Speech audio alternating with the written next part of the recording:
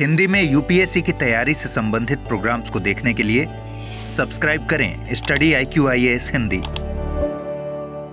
Hello everyone, स्वागत है आप लोगों का। उम्मीद है कि आप लोग बहुत अच्छे होंगे, आपकी तैयारी बहुत अच्छी चल रही होगी।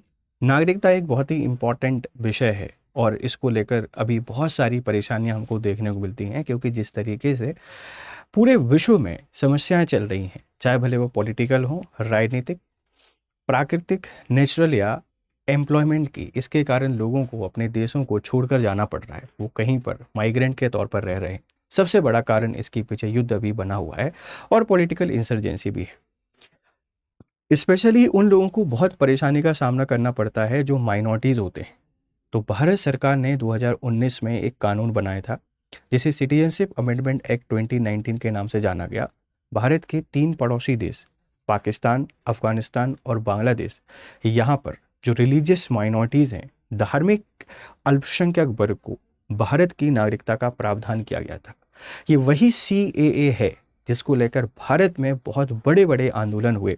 शाहीन बाग जैसा आंदोलन जो बहुत लंबे समय तक चला और सरकार का बहुत विरोध किया गया, उसको लागू करने के लिए सरकार ने 2024 में रूल्स और गाइडलाइन भी जारी कर दिए कि हम CAA को लागू कर रहे हैं। लेकिन अभी सितंबर 2025 में होम मिनिस्ट्री ने एक नया नोटिफिकेशन जारी किया है कि कट ऑफ जो डेट थी इन माइनॉरिटीज़ के लिए 2014, इसको बढ़ाकर 2024 की जा रही है। लेकिन 2024 जो की जा रही है वहाँ नागरिकता नहीं मिलेगी। नागरिकता 2014 तक के लोगों को ही मिलेगी, पर 2014 मतलब 2015 से लेकर 2024 तक जो लोग आए उनको भारत में रहने की परमिशन मिल जाएगी। वो इलीगल माइग्रेंट नहीं माने जाएंगे। ये एक बड़ा अपडेट है। तो पूरे कॉन्टेक्स्ट को आपसे डिस्कस करते हैं। यूपीएससी मेंस में आप इस टॉपिक को लिख सकते हैं। माइग्रेशन वाले इशू से कनेक्ट कर दीजिए, माइग्रेशन के साथ में आप माइनॉरिटी से कनेक्ट कर दीजिए, और एक्सप्लोटेशन ऑफ माइनॉरिटीज़ को आप लिख सकते हैं। या आप ऐसा भी लिख सकते हैं कि भारत किस तरीके से रिलीजियस माइनॉरिटीज़ को एक प्रोटेक्टर, एक सपोर्ट के तौर पर खड़ा हुआ है। हर जगह आप इस आर्टिकल को यूज़ कर सकते हैं। तो पूरा बैकग्राउंड आपको समझाते हुए इसकी रिलेवेंस यूपीएससी एग्जाम से हम समझने की कोशिश करते हैं। कॉन्टेक्स्ट क्या है देखो। होम मिनिस्ट्री ने जो तिथि है, कट ऑफ डेट है 31 दिसंबर 2014 से बढ़ाकर 31 दिसंबर 2024 यहाँ पे कर दी है। ठीक है, अब इसमें क्या लिखा हुआ है कि पहले जो लास्ट डेट 2014 थी, अब बढ़ाकर 2024 कर दी है। लेकिन एक बात ध्यान रखना, नागरिकता अभी भी 2014 तक आने वाले लोगों को मिलेगी। 2015 से लेकर 2024 तक, 2015 टू 2024 तक जो भी पीपल इंडिया में आए हैं, minorities from the three nation, Afghanistan, Bangladesh and Pakistan, they will able to live in India. वो भारत में रहने के लिए अलाउ किया जाएगा। उनको इलीगल माइग्रेंट नहीं माना जाएगा। वो चेकिंग जो करानी पड़ती है, पासपोर्ट और वीज़ा की जो समस्या रहती है, उस समस्या से इनको समाधान मिल जाएगा। ये बड़ा अपडेट अभी रिसेंटली होम मिनिस्ट्री के द्वारा जारी किया गया है। यह आदेश इमिग्रेशन एंड फॉरेनर्स एक्ट 2025 के तहत जारी हुआ है। तो यहाँ पे आपको 3 चीज़ें समझ में आ रही हैं। एक तो हम लोग बात कर रहे हैं CAA 2019, और CAA जो रूल्स हैं जिनको 2024 में जारी किया गया था, नागरिकता संशोधन अधिनियम 2019 के नियम जिनको इस एक्ट को लागू किया 2024 से, ये, और 2025 का इमिग्रेशन एंड फॉरेनर्स एक्ट 2025 के तहत हुआ है। इन लोगों को रहने की परमिशन इनके तहत दी गई है। विशेष रूप से उन लोगों को राहत है जिनके पास पासपोर्ट, वीजा नहीं है या वीजा की अवधि समाप्त हो चुकी है। स्पेशली उन लोगों के लिए, उन माइनॉरिटीज़ के लिए जो 3 देशों से आए हैं, पाकिस्तान, बांग्लादेश और अफगानिस्तान, भारत में इलीगल तरीके से आ गए हैं, या भारत में रहते हुए वीज़ा समाप्त हो गया है, या रहने की जो परमिशन है या डॉक्यूमेंट किसी तरीके से गलत निकल जाते हैं, उनको इलीगल माइग्रेट नहीं माना जाएगा। ढेर सारी रिलैक्सेशन उनको यहाँ पर मिल जाएंगी। तो इम्पॉर्टेंट अपडेट है। हमारे जो तीनों पड़ोसी देश हैं, इनको एक प्रोवोक करने के लिए भी इम्पॉर्टेंट है कि माइनॉरिटीज़ पे आप अत्याचार नहीं कर सकते। चाहे आप पाकिस्तान उठा के देखिए, बांग्लादेश उठा के देखिए, अफगानिस्तान, हर जगह जो रिलीजियस माइनॉरिटीज़ हैं उनको परेशान किया जाता है। आवाज़ उतनी नहीं आ पाती क्योंकि जो मीडिया है, प्रेस है, उस पर प्रतिबंध लगाए गए हैं। भारत जैसा तो नहीं है कि मीडिया को पूरी फ्रीडम है, कुछ भी आप दिखा सकते हैं, कुछ भी आप बता सकते हैं। पाकिस्तान, अफगानिस्तान, बांग्लादेश में मीडिया इतनी स्वतंत्र नहीं है कि अपनी आवाज़ को उठा सके। तो इसीलिए भारत सरकार ने इन सभी वर्ग के लोगों के संरक्षक के तौर पर काम करने के लिए सिटीजनशिप अमेंडमेंट एक्ट 2019 बनाया था। अब हम लोग उसको समझने की कोशिश करते हैं कि सिटीजनशिप अमेंडमेंट एक्ट 2019 है क्या, ये क्यों इसको लाया गया था जिसका इतना सारा विरोध हुआ, इसके मुख्य प्रावधान क्या है। देखो, पाकिस्तान, बांग्लादेश और अफगानिस्तान, पाकिस्तान, बांग्लादेश और अफगानिस्तान, यहाँ के जो माइनॉरिटीज हैं, रिलीजियस माइनॉरिटीज, जिसमें हिंदू, सिख, बौद्ध, जैन, पारसी और ईसाई आते हैं, ये वो लोग हैं जिनको शोषित किया गया है, जिनको परेशान किया गया है। इन लोगों के अधिकारों की रक्षा करने के लिए सिटीजनशिप अमेंडमेंट एक्ट बनाया कि ये लोग 2014 से पहले भारत में आ गए हैं तो भारत की नागरिकता के लिए एलिजिबल हैं। इनको बहुत सारी रिलैक्सेशन इसमें दी गई थी, जिनमें से एक इम्पॉर्टेंट रिलैक्सेशन ये है कि निवास की जो शर्त है 11 साल की, इसको घटाकर 5 साल कर दी है। कोई भी व्यक्ति 31 दिसंबर 2014 से पहले भारत आया है, वो इलीगल माइग्रेंट है, लेकिन उसको इलीगल माइग्रेंट नहीं माना जाएगा अगर माइनॉरिटी है इन तीनों देशों से। अब उसको लीगली इंडिया की सिटीजनशिप दी जाएगी 5 साल अगर भारत में रह लेता है। तो ये आया इसलिए था ताकि हम इन लोगों को प्रोटेक्ट कर सकें। इन समुदायों को इलीगल माइग्रेंट नहीं माना जाएगा।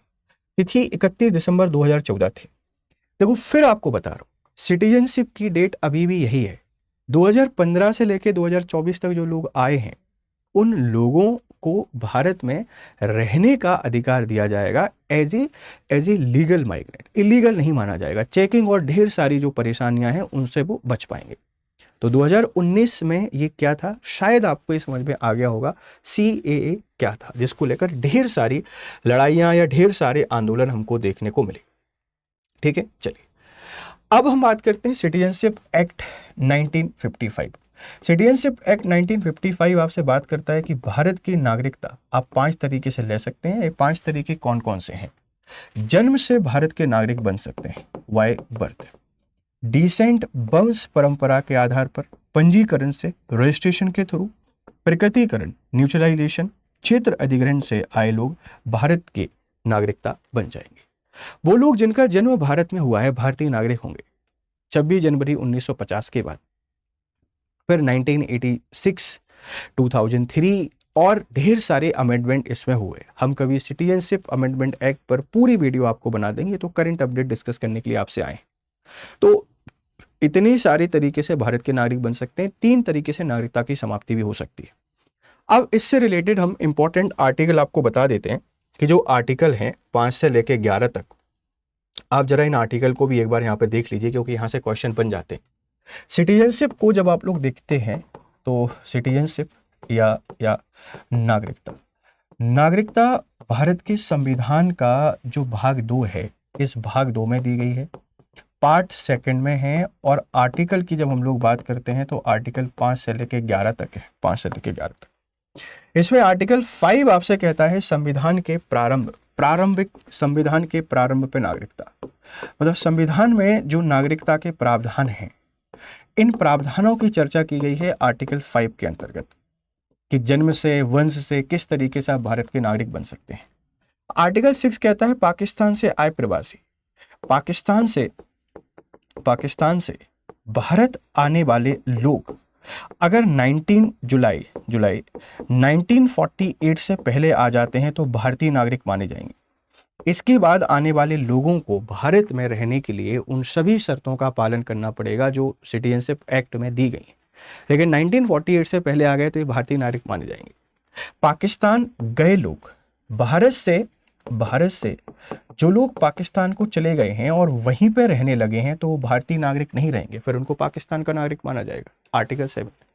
आर्टिकल 8 कहता है विदेश में रहने वाले भारतीय, आपने NRI के बारे में सुना होगा, NRI के बारे में, इसी में आप लोग पढ़ते हैं पर्सन ऑफ इंडियन ओरिजिन, है ना, पर्सन ऑफ इंडियन ओरिजिन, भारतीय मूल के लोग जो विदेशों में रह रहे हैं उनकी नागरिकता अधिकारों की रक्षा करना भारत सरकार का दायित्व है।